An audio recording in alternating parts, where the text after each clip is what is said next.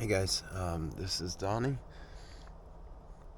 I'm at the lease, the pig lease, and going to check the camera and dump a bucket of slop and stuff out.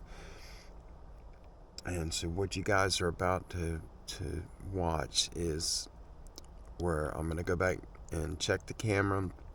I'm going to dump out the slop, and I'm going to walk down this trail a little further now because I've never been down it.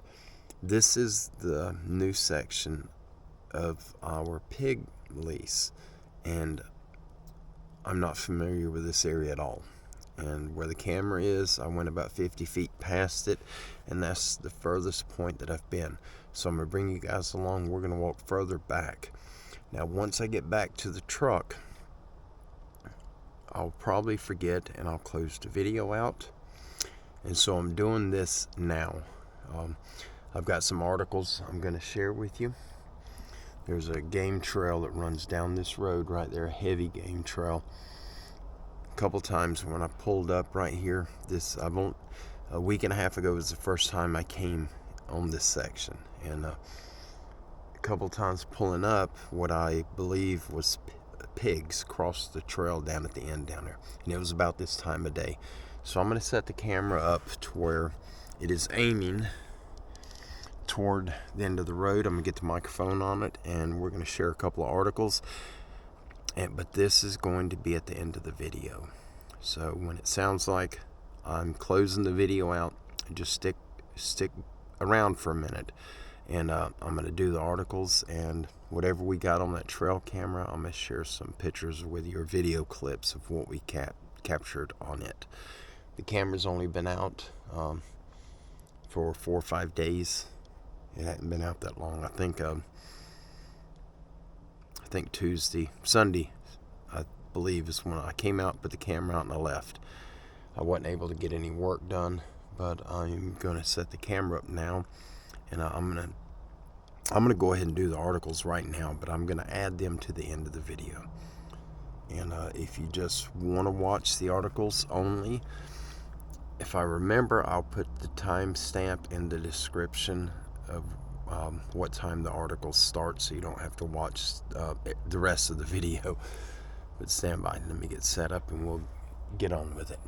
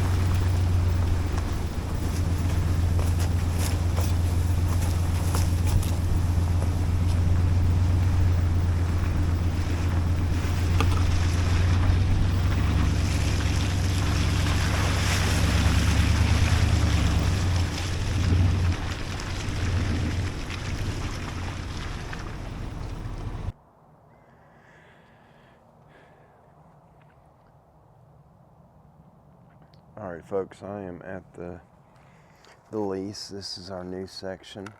I got a bucket of corn and a bunch of bad eggs. You know, we're hatching eggs, or Kim is hatching eggs in the incubator.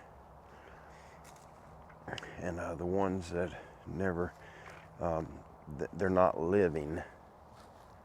The babies either died in the egg or they just never developed those eggs are in here too. So I'm going to dump this out. I got to check the camera back here. Guys, I got the wireless microphone on. It's mounted on the collar of my shirt. And so it probably will not pick up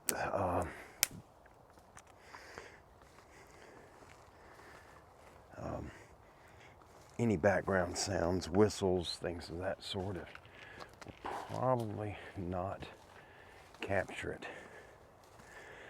If you look in the shadow on the ground right there, you can see the camera on my head.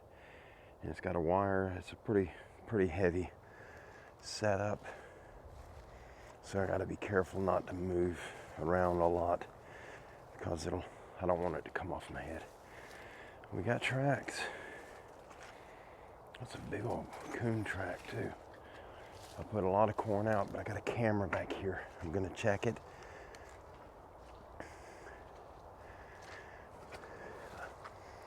I opened this trail up so that I could get through it.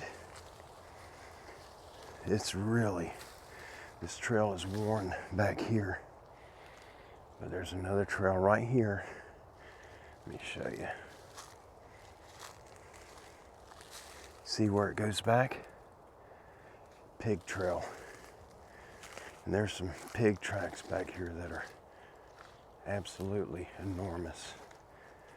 There's a lot of game tracks. But I got whistled at back here not too long ago.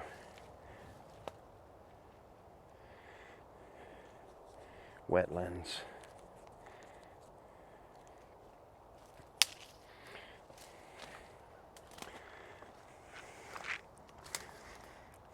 But this is a trail. I found this trail when I was walking around. This is the game trail right here. And I just followed it back. We're gonna be hunting up here, pig hunting. Now, if we get any mature deer, of course we'll deer hunt too. But we're trying to get these pigs under control.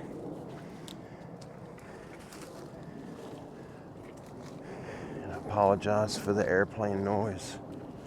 We are pretty close to an airport. There's a pig waller right there. I didn't notice that before. The camera's right up here, it's not far.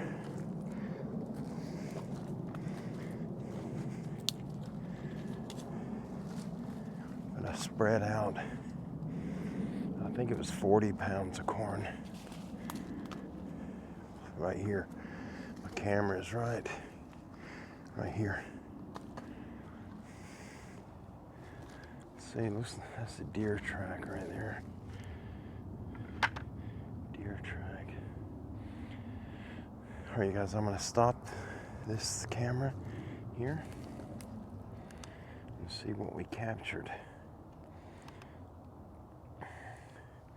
This is the Woe Sports camera. I love this thing. Get my card reader. This one uses the full-size cards. And I may just cut this section out. I don't know. It is really creepy in here. It's got a very creepy feel to it.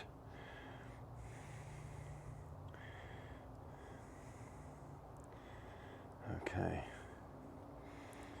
Okay, we got some clips. Got a deer. We got a bunch of clips. There's something at deer. Okay. We're going to import all of them. See what we got. These are video clips. So if we got any good ones, any nice clips, that are clear and you can tell what's in them, I'll be sharing that with you and let you guys see it.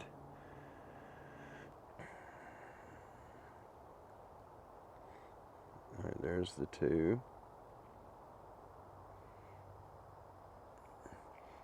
Really pretty animals. Beautiful. I'll definitely share these clips with you. Did you see them? Is that? All right, that's a little buck right there. He's just getting horns coming up. Yep, that's a little buck. Good deal.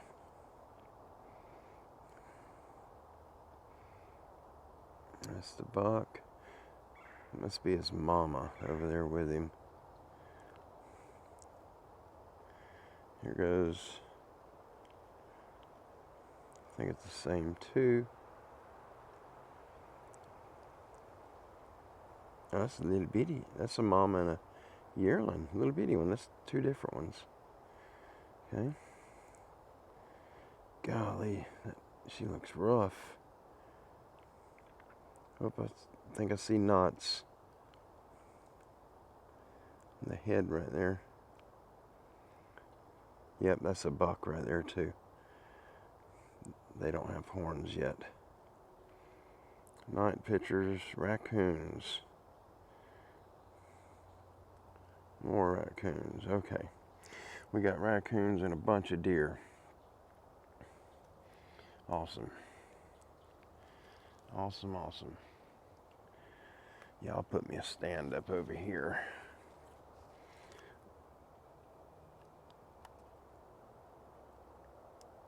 I figured there would be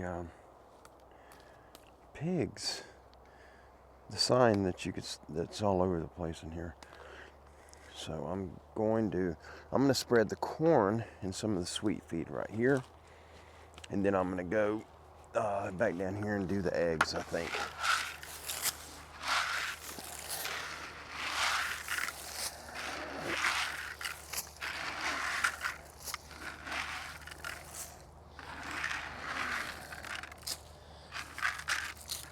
Okay.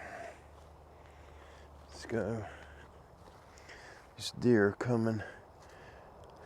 They come out of here.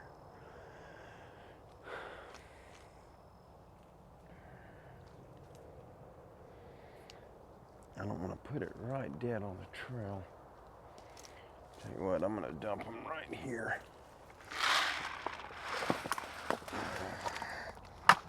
This is just a bunch of slop and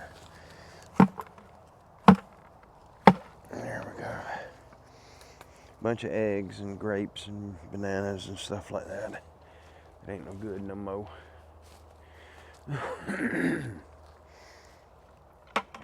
I'm not gonna turn that on yet. I'm gonna walk back here. I want to show you guys this area. I got whistled at right here. There's a cut that goes back to the right. I think it's. Look at that trail. I know you can see that through there. There's a game trail right there. Well, that goes way back in there.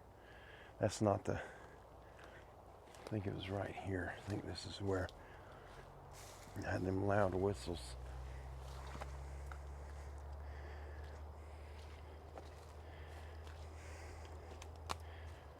Nope.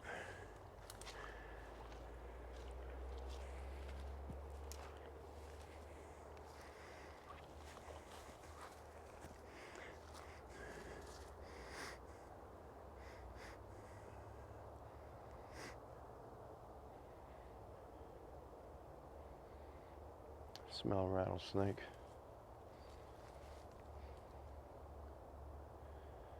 The wind's kind of circling. I've got my boots on, but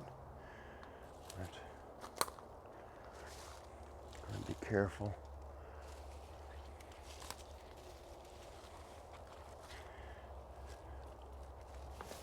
Ow. My leg caught. Where's that? Thought it was up. Oh, it's right here, I think. This game trail's all in. Yeah, right here. Right here. This is where I got whistled at. I was right here. And it was a loud whistle. So I turned around. But no whistles right now. I'm going to ease back here a little further.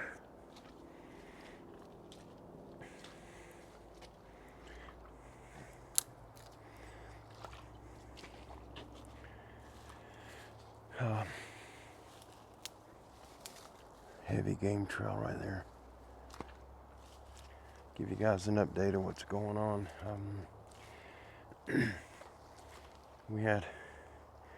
We run into all kind of goofy situations with the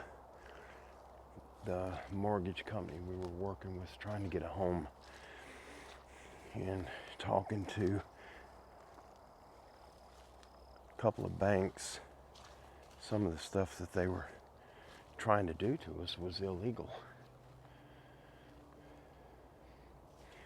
There's another little trail right there. Water back there.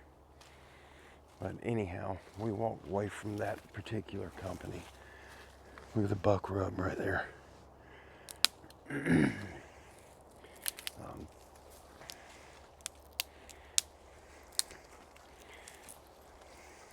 It's a heavy buck rub right here. Look at that. That's this season too. He's banging that up pretty good. It's not a big buck, but it's a buck.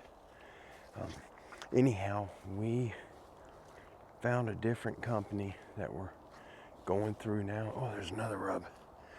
And we filed application on a home, a mobile home, and we got approved. It's another big rub right here. Look at that. You see it right here? I'm gonna get a few pictures. We document stuff like this when we're hunting, Chris and I, just so we know what's in specific areas where we hunt. Yeah, I've not been back here yet. This is the first time I've been this far down this trail. This is a really nice game trail. Really nice. Yeah, this is going to be a good spot here.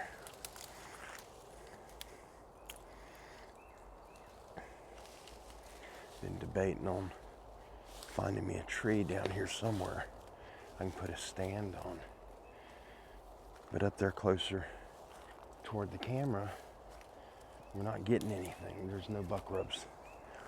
No signs of any bucks. They're back here. Certain. Look at all these trails right here. Look at this.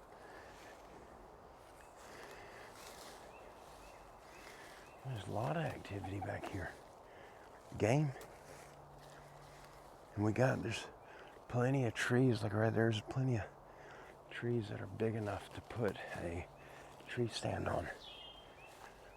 Yeah, that's a done deal. I'll definitely set this up back here. Look at that trail. Bring the tractor in here. I can open it up, which I was originally going to. That was my plan, was to get the tractor in here and mow this. But if we've already got bucks using this, I'm not going to mow it. Because they like the seclusion. They got heavy growth on each side of them. And it's an area they're going to feel safe. So we're going to keep it like that for them. I'll find me a spot, off in the trees. Like back in this stuff, I'll put me a stand in the tree and I'll just open me up some little shooting windows. You don't need much. You're not going to be shooting 400 or 500 yards. Down here in the south, most of your shots are going to be really close. There's a buck rub right there too. Another one.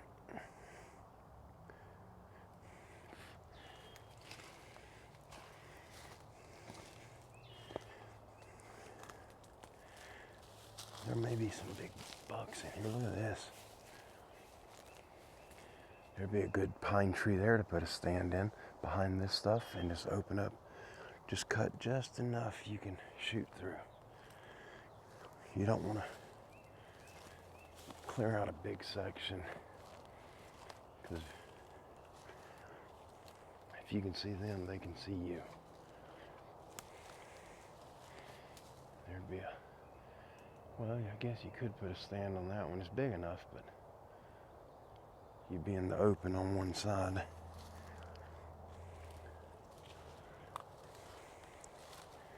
God, look at these trails right here. They have got this beat down. Yeah, there's some heavy game activity back here. Look at all the tracks.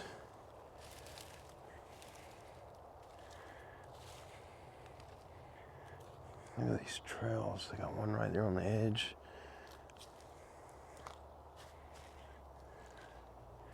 Yes, sir. I will definitely be putting me a stand up back here, without a doubt.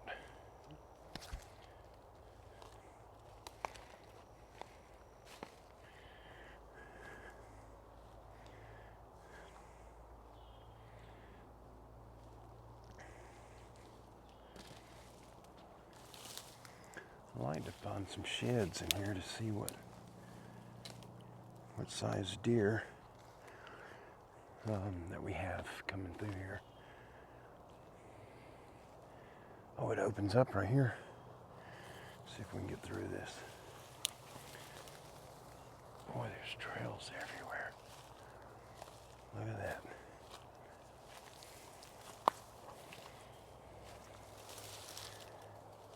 Look at that. Look at this. Deer have broke this too. That's a rub right there. Okay, they got these trees right here pushed over. You see that? I don't know what's doing it.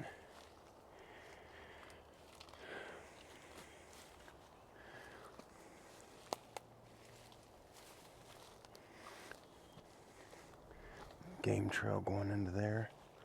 Trails all over back here. Look at that.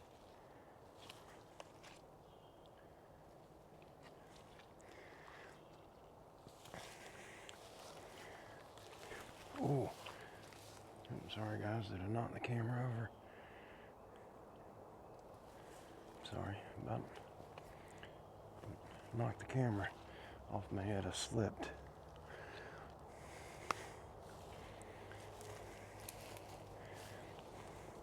There's mud all over that pine. That's from a pig. Okay, it's getting wet. So we're getting into more of a pig area.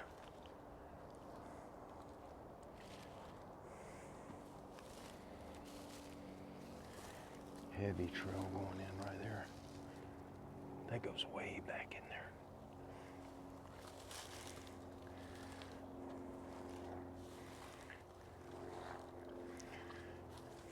Yeah, it's getting real wet.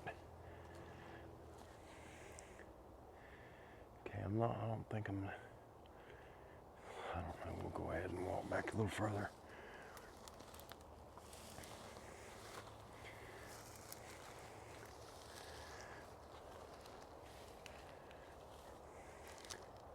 I'm not going to get off this trail that I'm on because I don't know the area. Look at this.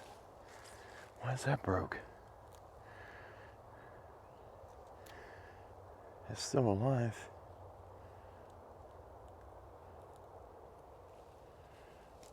I don't know why it's broke though. Here's the top of it. Look at this, you guys. Here's the top. It's still alive. See right there, it's been broke off. That was the top right there.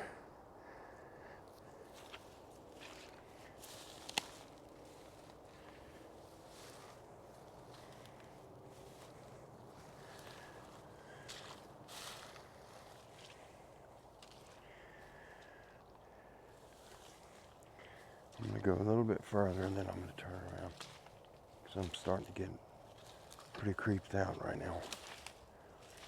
Things just got weird in here.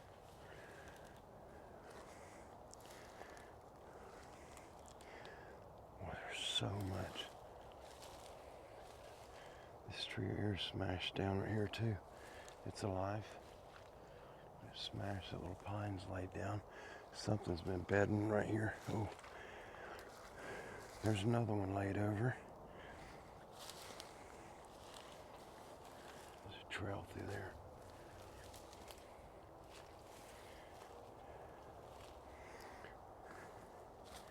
Yeah, this is getting weird.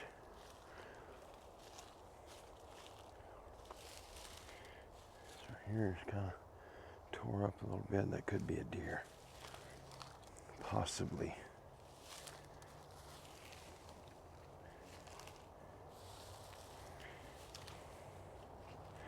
Look at that. They got trails just zipped all through here.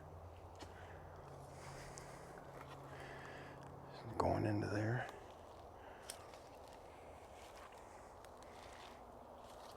Holy cow. This is crazy. There are so many trails going back. Look at this opening. You can see between the trees. Look how far back it goes. I'm not going to walk back there. I've got enough. I've just got a very overwhelming feeling. That feeling of being watched. There's a deer trail or pigs. I'm not seeing any mud on the trees though. Your pigs, they'll get in this mud to cool off, and then they'll rub on the trees. They'll just rub aggressively on the trees, and they'll wear the bark off and put a heavy coat of mud on the tree in the process.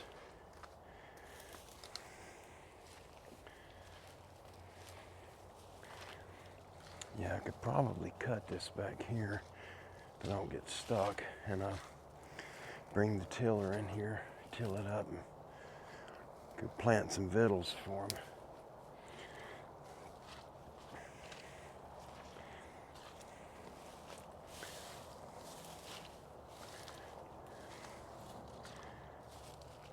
Wish I had somebody with me. I'd love to go walk back here through these trails.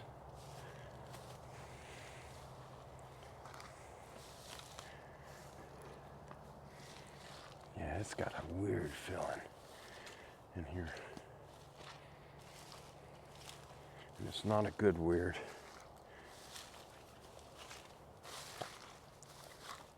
My senses are definitely jacked up on high alert right now. Guys, this is the feeling of a predator watching you. That's what I'm experiencing right now. This trail here I can't get over. I mean, it goes way back in there.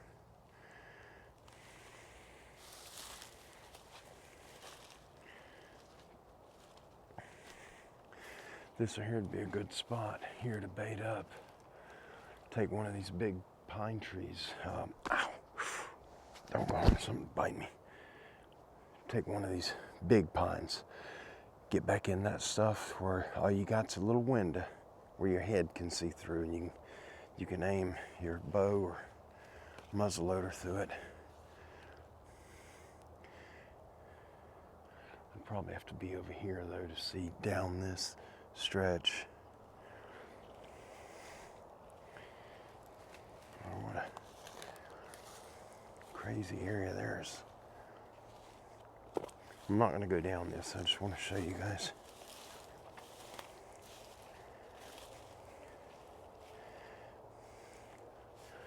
You can't really, I don't think the camera's going to actually show it. It's a bird. That trail is so beat down in there that it's holding water. The actual game trail's holding water. I'm going to get out of here. Boy, this is I don't like the feeling I've got right now. This is definitely a get out feeling. That tree's got mud on it, and it's got cuts from boars. Mud up to here, which is a little above my waist, my belt, just above my belt. Yeah, I'm gonna get back out. That's stuck in the mud. That's what them other ones were over there. They're just stuck in the mud. Probably fell out of the tree and impaled the ground, I would think.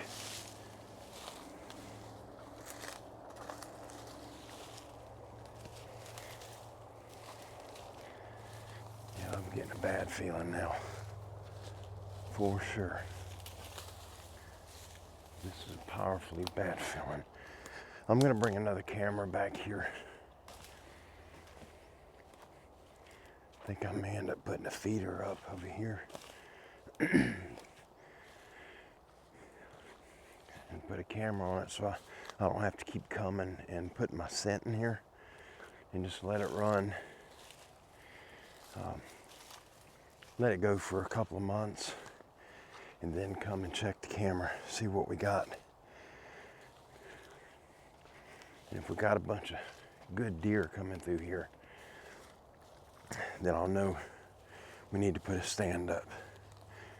But if we got 5 deer and 105 pigs, then we'll leave the feeder for the pigs. If it's just deer, we'll take the feeder out before season starts. Because there's so many deer out in the woods, you don't have to use a feeder. There are just a tremendous amount of deer.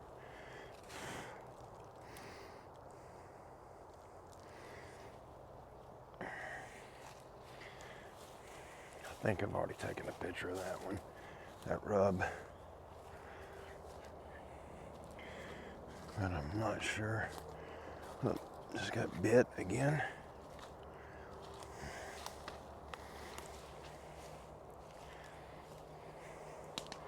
I don't think I got that other rub up here. I don't think I took a picture of it. If I can find it again. Something moving. Ow. Doggone it. Bit me on the face. Okay. Take my time. Ease out. There's another stick. That wasn't in the mud that deep. Barely.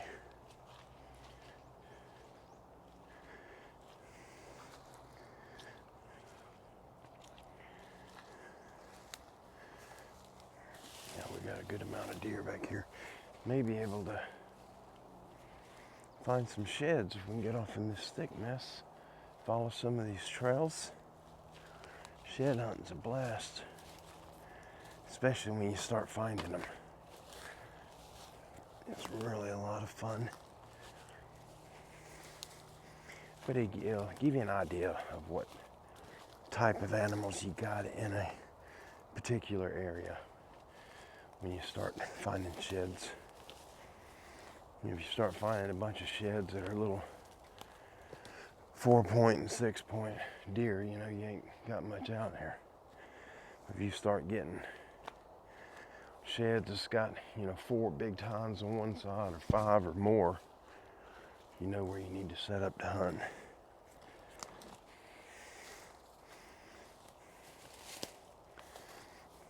Yeah, this is a pretty area back here.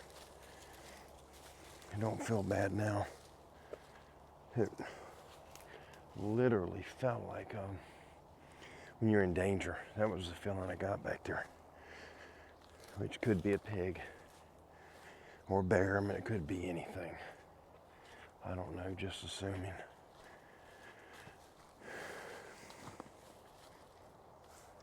We got cuts in the tree right here, right there. That's from a boar hog. Him rubbing his tusks on the trees, cutting them.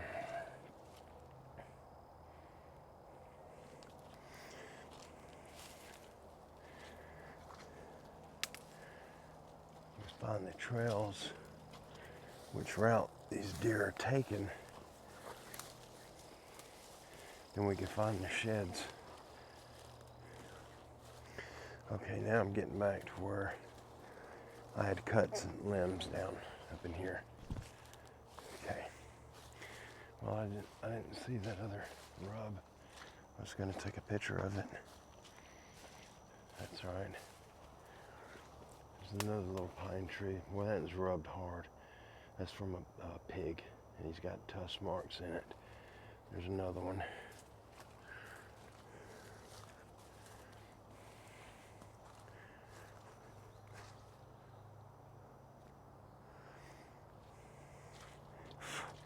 I was going to just use the microphones in the camera because they pick up the ambient sound better.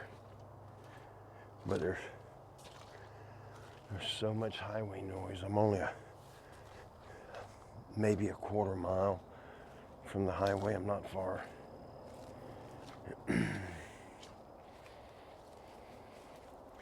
That's crazy.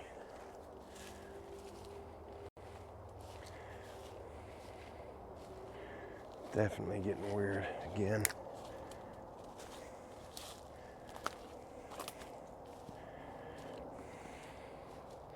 Yeah, I believe I might come in here and mow all these trees down right here, because these are not planted right here where I'm at. These are the little volunteers. When the pine trees start dropping seeds, that's what all this is. Oh, sucker trees. Boy, it does not feel very good in here. Then started feeling weird right here again.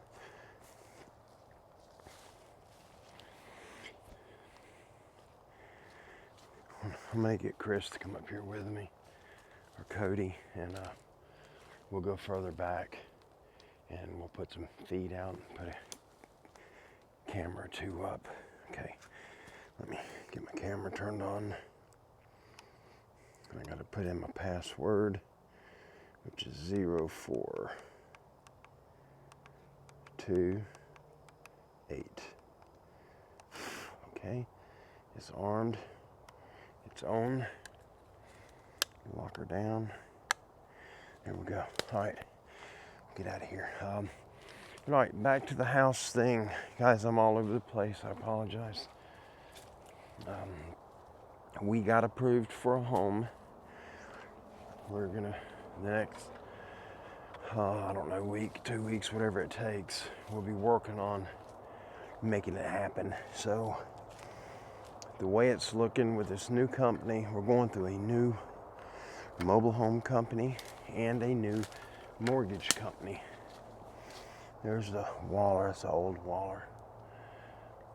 But with the new companies that we're dealing with, things are just going so much easier. We got a better deal on a home, and the house that we picked out, that we applied for, is a little over 2,000 square feet, and we did get approved. Ow. On the financing. Right now they're working out the details so that we can come up with a down payment, and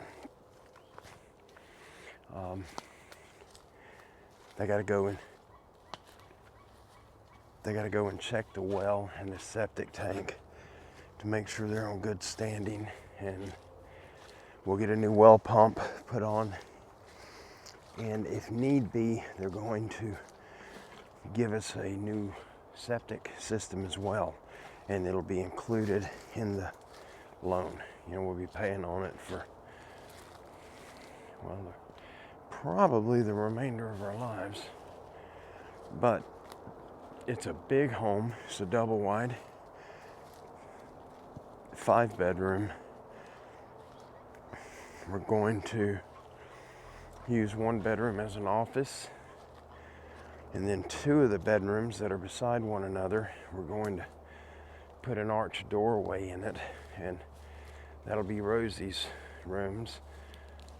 She'll have one for her bed and dresser, and the other one for her study desk and her TV, and have enough room for her dogs to be in there with her.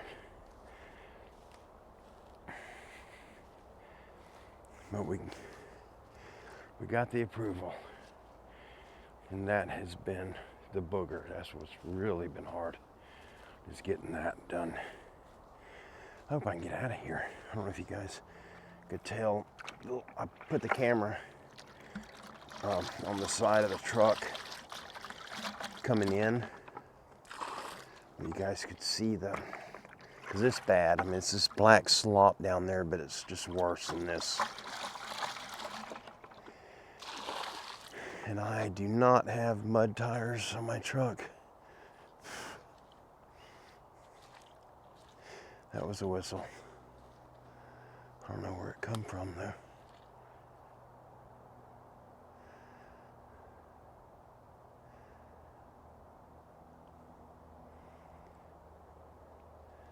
I don't know where that come from. I don't want to stick this nasty bucket in my truck. Anyway, folks, as we start putting the home on the property and getting it set up so that we can move into it and get to where we believe Holy Spirit wants us to be, you guys will be coming along, being a part of our journey, setting up our new home. Piece of metal that's in the tree right there. They must have screwed it to the tree a long time ago, but the tree's grown around it. It's got a little bit still sticking out. But anyhow, here in the near future, we will be at our new home. The goats have plenty of room to run. The dogs have room to run. Our main area of concern is internet. That's what we're trying to figure out now. Who can hook us up with the internet out there? We don't have a lot of selections, especially that far out in the middle of nowhere. And of course, got to figure out my motorbike how that's gonna work, because it does not do well on sand, and it's a long sandy road to get back there. I may have to trade it in and get me a 3-wheeler or something that will be a little easier to go through that sand. Guys, I'm gonna get out of here. I'm gonna button this up. Thank you for hanging out with me today, and don't go anywhere. I'm gonna put some of the clips of the deer that we got on camera just now when we checked it. I'm gonna add those clips at the end where you guys can see them. Y'all have a wonderful evening. God bless you. I love each and every one of you. If there's anything I can do for you, if you need to reach me for anything, my email is standinggoatsrescue@yahoo.com, and that is absolutely the easiest way to get a hold of me. Y'all have a wonderful afternoon. Be kind, be blessed, and be safe in all you do. And I'll definitely see you guys soon. Take care. All right. Okay, I got the camera set. I'm going to grab the articles. Let me find them. Got them all right here, but I got a lot of stuff sitting on top of them. There we go. I've got everything sitting on top of them. And again, you guys, all thanks goes to Brother Don for sharing these articles, doing the research to find these articles, and then getting them up to us. You know, I'm forever grateful for him taking the time to do that.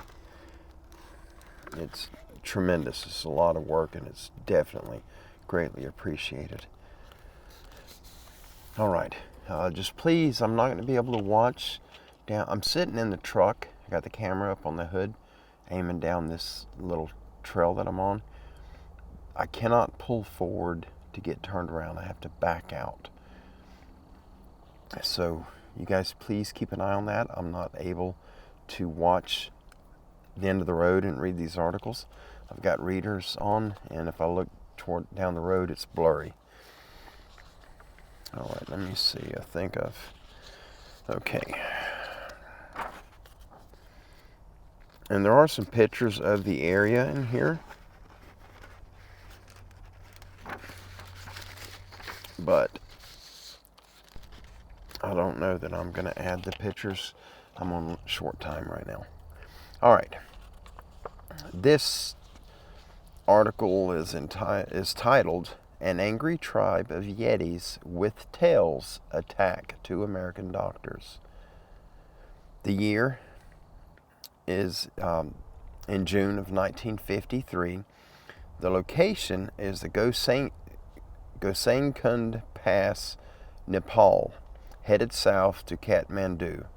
The information source is from multiple eyewitnesses who give their testimony, which include 2 American doctors in Nepal. The magazine sports a field, written in May 1957.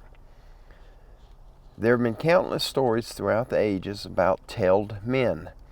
There is only one case of a possible abominable snowman ever having been stated to have a tail. This is one of the most peculiar of all reports and is unique in many respects. It happened right smack in the middle of what has now become virtually traditional ABSM territory, namely on the main route to Kathmandu. It is alleged to have taken place in June of 1953. Those involved were 2 Americans, Dr. George Moore, M.D., and Dr. George K. Brooks, an entomologist. The former was chief of the Public Health Division of the U.S. Operations Mission under the Foreign Operations Administration and was public health advisor to the Nepalese government. Dr. Brooks was on his staff.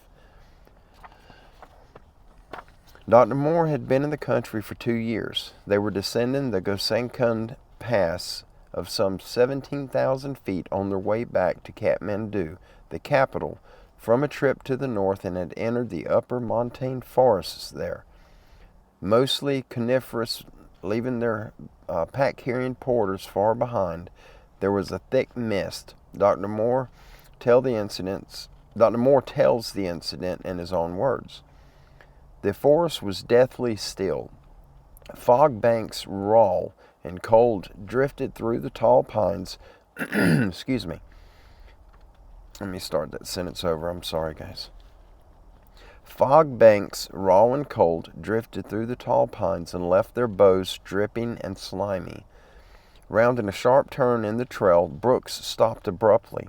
He leaned against a large rock to extract a leech, which was on the point of disappearing over the edge of his boot.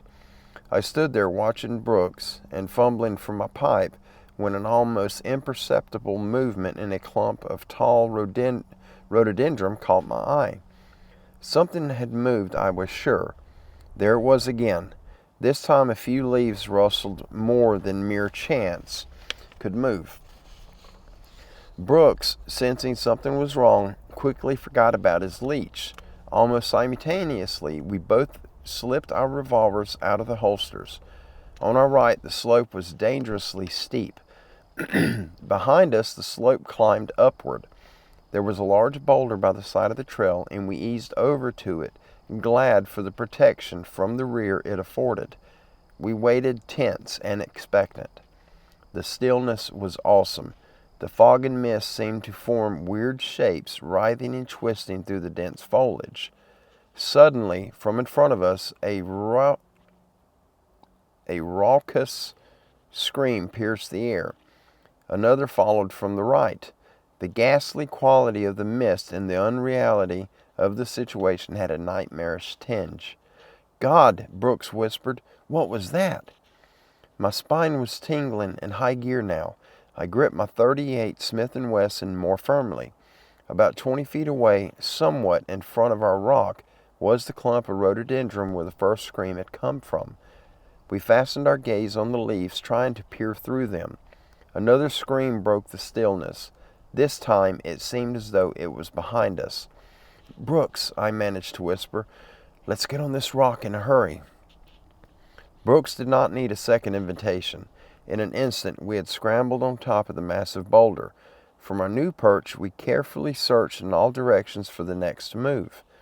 Our movements must have been closely watched, for a loud chattering immediately assailed us from the bushes in the front. The angry chatter filled the raw air as new cries joined in the chorus from all sides. We were definitely surrounded. Brooks muttered, "Oh my God, how many of them are there, and what are they?"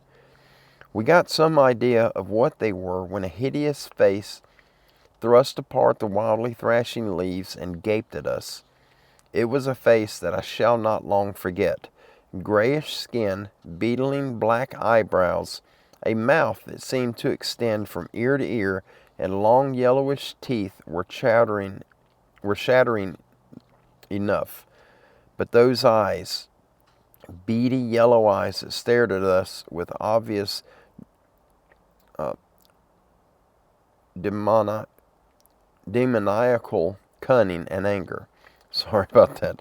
Demoniacal cunning and anger. That face. Weird ideas were beginning to force their way into mind. Perhaps, but no. Darn it, it has to be. This is the abominable snowman. A chill sent goose flesh along my back. The thought of these creatures had often been in my mind when we had trekked over the snows and high places. No European or American had ever proved the existence of the snowmen, although the natives certainly believed in them. Our boys had entertained us many an evening around the campfire with horror tales of snow beasts, or yeti, as they called them. They told how solitary travelers had been found torn to bits in the vast reaches of the mountains, how huge footprints had been found leading away from the murders. A few Sherpas have even met the monsters face to face and lived to tell the tale. We considered these accounts unlikely hill stories, although I admit now they had left us somewhat uneasy. No, I insisted to myself, there is no such creature as an abominable snowman. This face has to be an ape, or a man, or a dream, or the snowman. A hand pushed through the leaves, then a quick movement and a shoulder. There before us appeared the resemblance of a body. Sweat was visible in Brooks' face now as we crouched lower, hugging the rock for what it was worth. My hands looked white in the semi-darkness. As the creature emerged from the dark leaves, we strained to make out his form. I felt blind panic start through me. Then I stopped. Balls of fire, I thought. I've got to get a grip on myself. The creature was about 5 feet tall, half crouching on two thin, hairy legs, leering at us in undisguised fury. Claws or hands seemed dark, shuffled along while his bedraggled, hairy body was gray and thin. It walked well built and sinewy. It could prove to be the most formidable opponent. Teeth barred it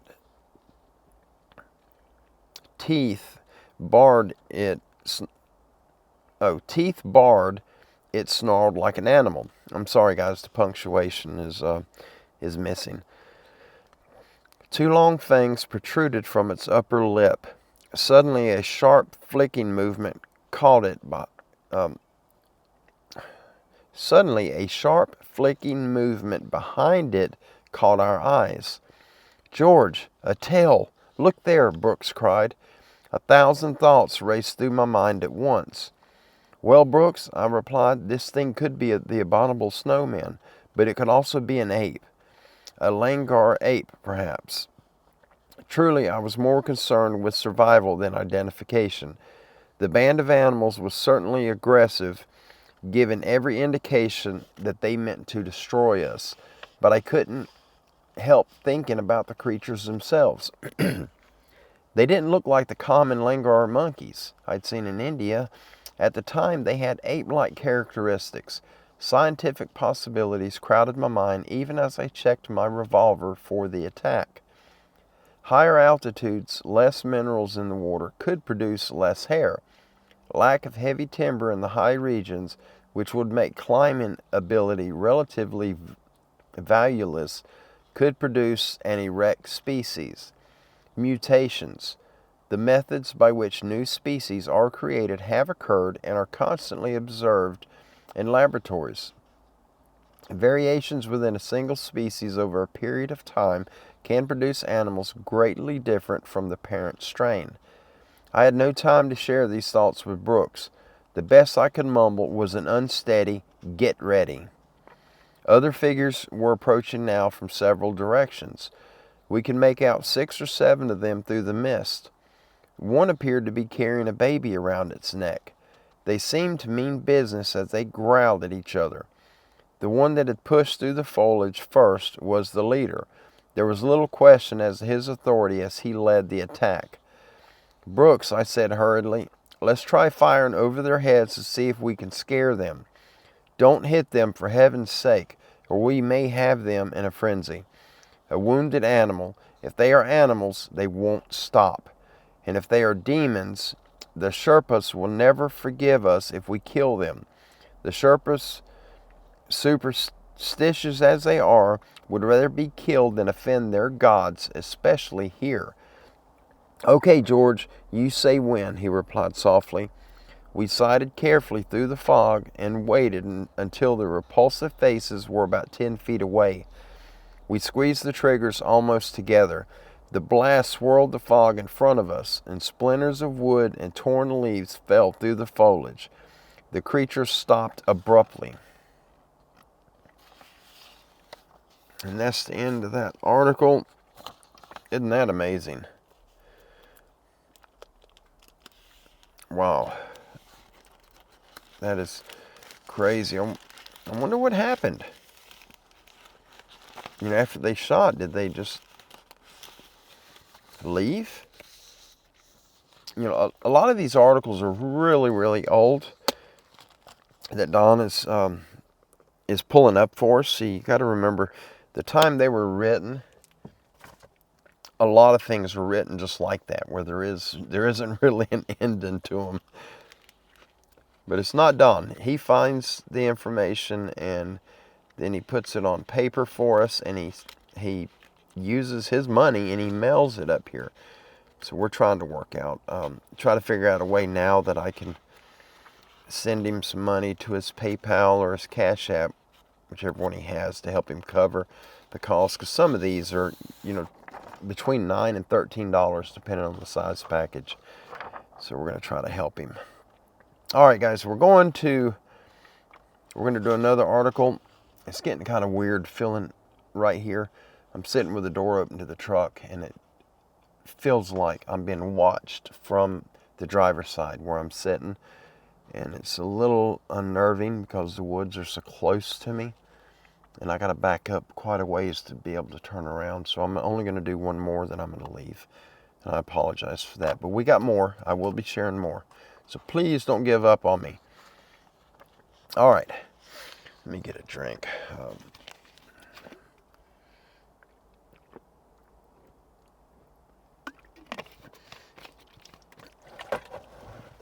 Hang on just a minute, guys. There's something out here in Bloom that gets to my sinuses. So I have sinus spray, allergy spray that I have to use, and I'm doing that now. So I apologize. Oh, that stuff's nasty, but it works. I'm sorry. I just don't want you hearing my messed up nose. Oh, it's too dry to blow. But it'll clear up here in just a second. All right. This article isn't near as long. There are pictures with these, but we don't have, the actual pictures of the creatures that these articles are referencing. A lot of them are the areas where, when Don's doing the research and he finds these articles, he will literally Google the area where these encounters happened, and he'll pinpoint exactly the area, the location where it happened, and he'll print off pictures of the area. And it's just amazing how much work and how much effort he puts into this. And that's what all these pictures are coming from, because a lot of these articles, they have no pictures. But through research, Don figures out where they happened at, and he gets pictures of those areas, and I'm forever grateful for him doing that. But all right, guys, we're going to move on with it. This one's titled Wrestling with a Talk. The year is the 1950s. The location is Shan States, Myanmar, Burma, just north of Thailand. The information source is eyewitness testimony from an American raised in Myanmar. His parents were missionaries.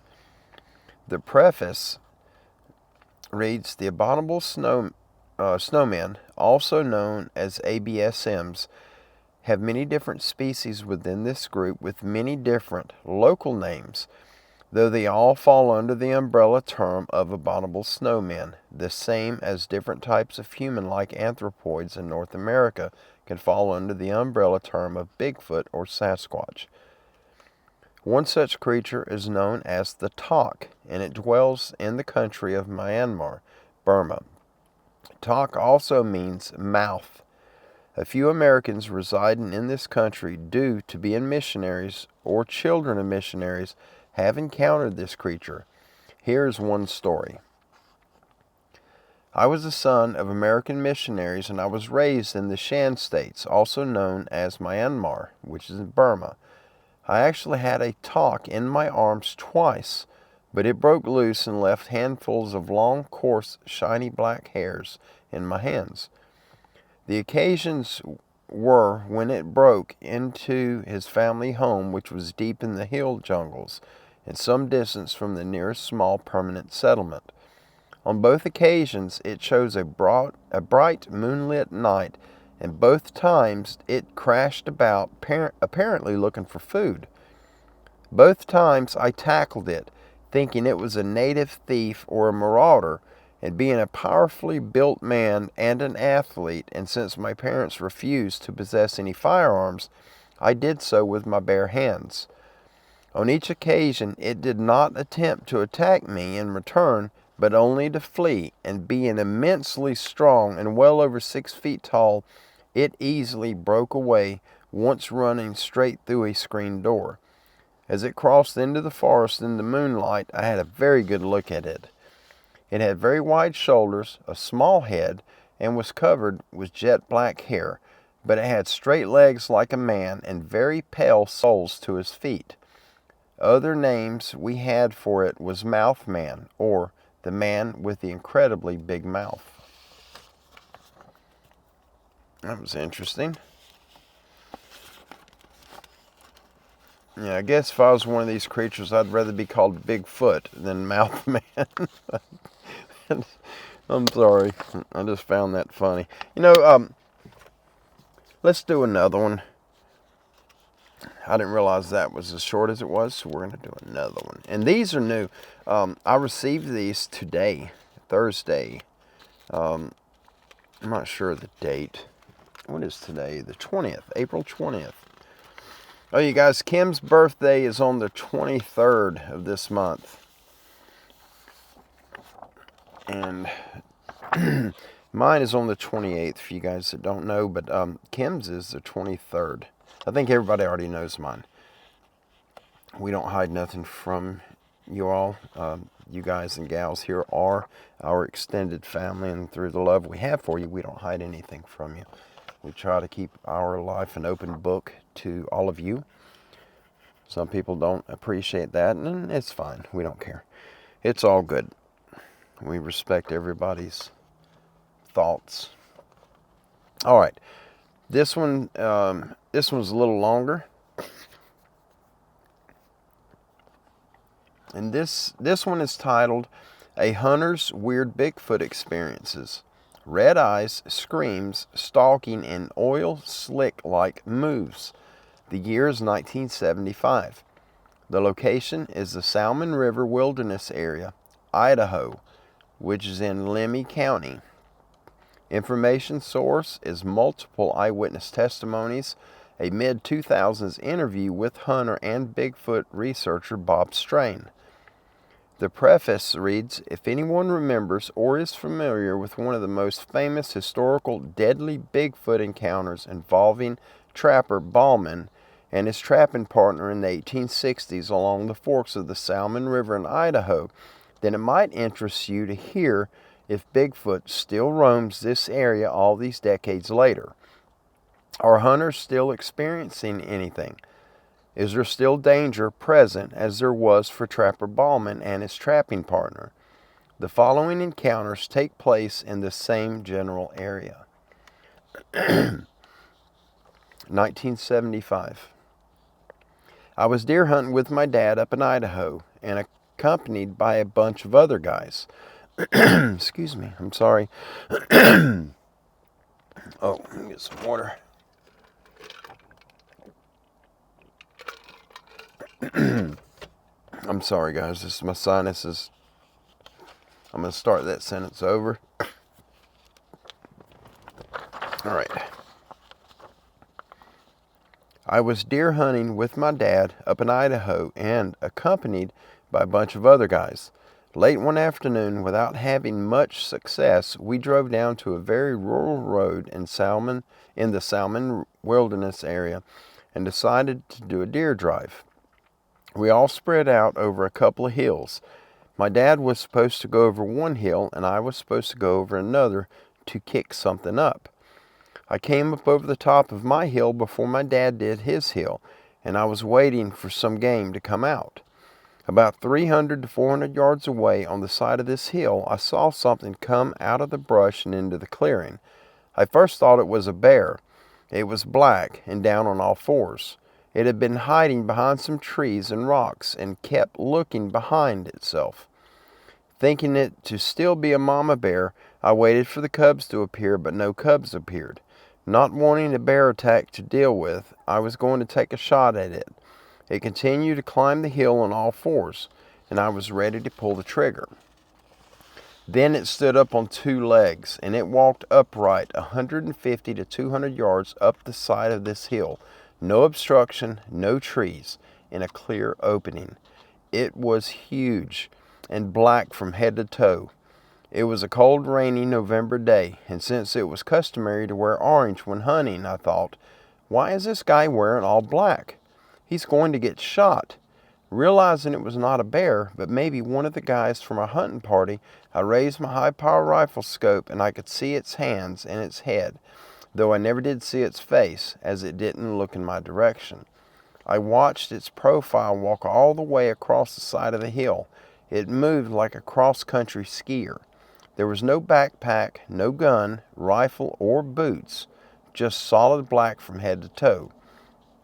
It was so big that I thought I had my range wrong on the rifle scope.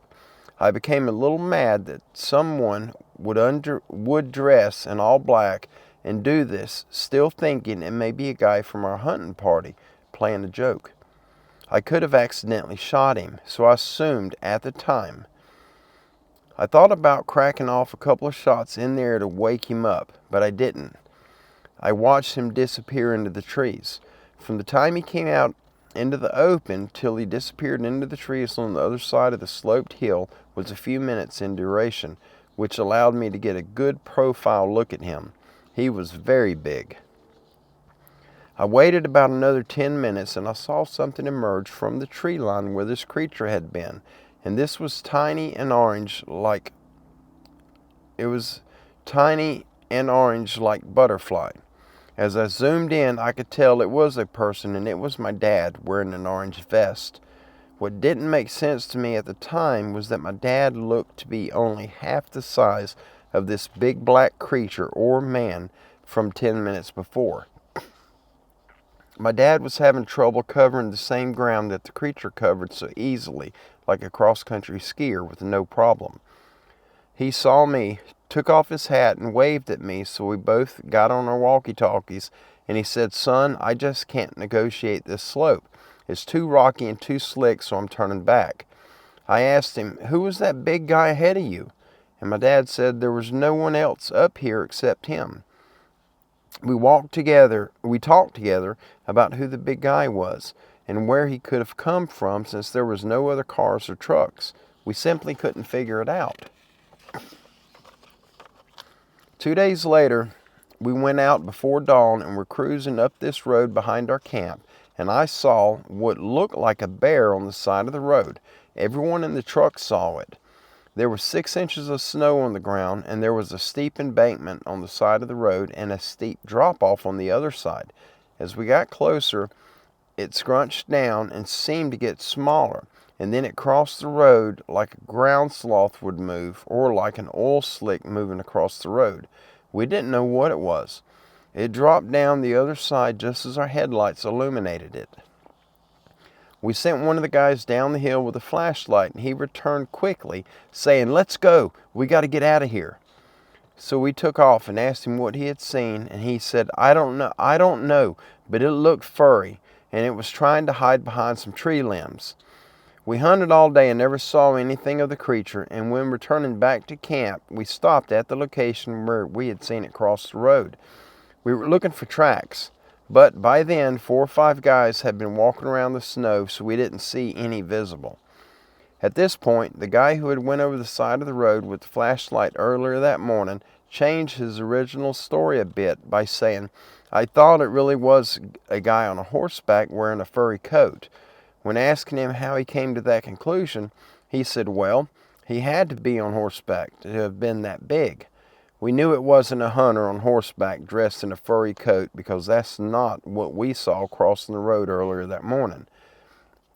I've had other experiences out deer hunting by myself with a bow and arrow with something stalking me. Every time I would take a step, it would take a step or break a branch. This went on for a half hour. I would run down the trail and it would run. It was just up the side of the hill beside me, but I couldn't see it. So I jumped behind some bushes and crawled on my belly back to where the sounds were coming from. I heard no more sounds. I saw nothing, and after waiting a half hour, I decided to take off. That was a weird experience. In the same area, and a few years later, my dad and I went camping and were sitting around a big blazing campfire with me on one side feeding the fire and my dad on the other. He said, "Son, come over here and look and tell me what you see." I walked over and looked, and I told him it looked like a couple of red eyes looking at us about 50 yards off in the darkness.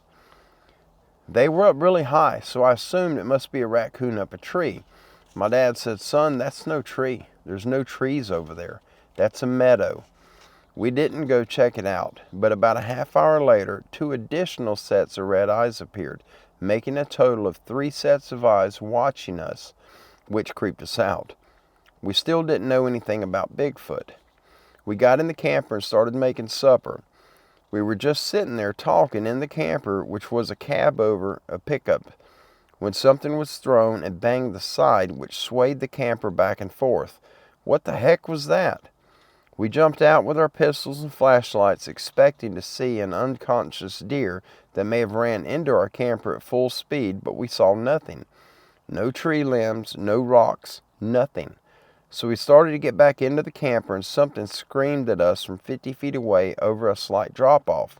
It sounded like a woman being murdered, and then another scream back in the direction where the red eyes were. Being totally creeped out, we took off in the camper and we left. Wow. Yes, sir. That and what caused me to leave too. I would have left when I seen the thing down at the bottom of the hill. That would have been it for me.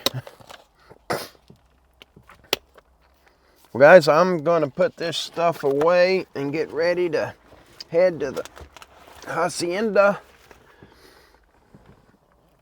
so I can get out of here and go home. But I just want to thank everyone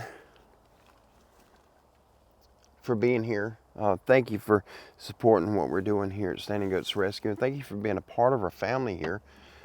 You guys absolutely mean the world to us, and we definitely wouldn't be what we are now without all of you. If there's anything that I can do for any of you, if you have a prayer request you want to get out, or if you got an encounter you'd like to share with us, or anything at all, please send me an email at standinggoatsrescue@yahoo.com, and I will absolutely get back to you. I'm a little behind on them. I'm probably 4 days behind on the emails. We've been extremely busy trying to get this house thing put together to where we can get a new home and get moved up to our property. With all the events that are happening worldwide, I don't want to be right on that highway. There's too much strangeness happening. We're having shootings every day of the week now, and if you guys look back through the years, anytime we're getting close to an election year for the presidency, there'll start being shootings everywhere. And I think it's all part of trying to build up to a gun grab. But things are going to get bad if it does get to that point. There's a possibility that civilians could gather up and there could be a civil unrest. And I do not want to be part of any of that. I don't want my family part of it.